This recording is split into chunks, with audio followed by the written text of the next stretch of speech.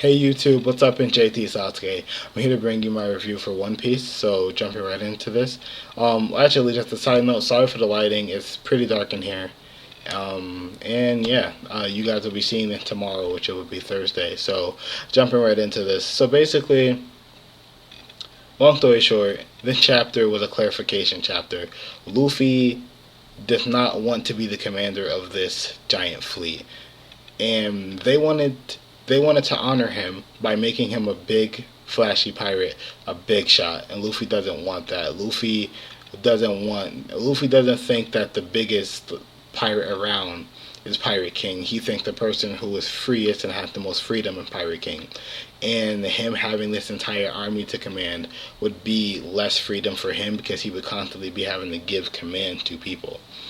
And it makes sense when you think about his personality. So with that being said, he declined.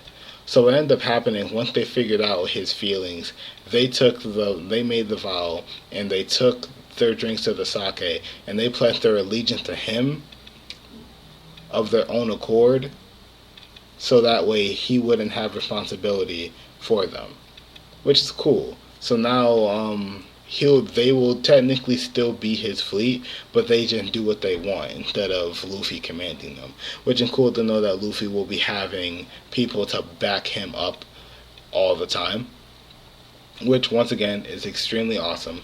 So with that being said, there was yeah, there's a scene with Fujitora. Fujitora had definitely brought down the rubble, but it didn't hit Straw Hat Luffy. There was this fleet that came together because they all have a grudge against Luffy because he defeated Doflamingo. So I guess these are people that Doflamingo is doing business with, and it makes sense that they are coming after him. I just didn't think they come after him this soon because he still hasn't even left the island yet.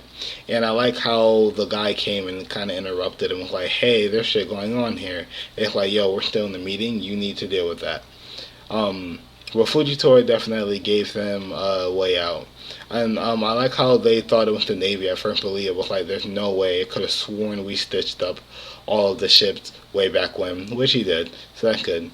So with that being said, I like how Fujitora kind of just gave him a freebie and was like, you know what, I'll let you get away because you did help the Navy out and all this, and you kept our asses clean, so thank you for that from the bottom of my heart. Now, he said this out loud and Sengoku heard it, which was hilarious. Another funny moment was when Zoro was talking about, was trying to explain to them that Luffy doesn't go for that kind of stuff anyways, and that you should give the sake and that they should give the sake to him so he could take a guzzle at it. And they were just like, no, no, no. I found it funny because, Zoro definitely, in my opinion, he's definitely an alcoholic. He loves drinking for some reason. And then when he actually was taking a drink from the sake with his hand, and Usopp smacked him, it's natural Straw Hat interaction. Someone's always getting smacked. Zoro definitely doesn't really have the best manners. And well, let's face it, Zoro's hands probably not the cleanest. We didn't get too much from Frankie and Robin in the chapter. They weren't really pivotal to the chapter. But they got some dialogue here and there. Nothing too interesting. And then we got closing thoughts with Rebecca.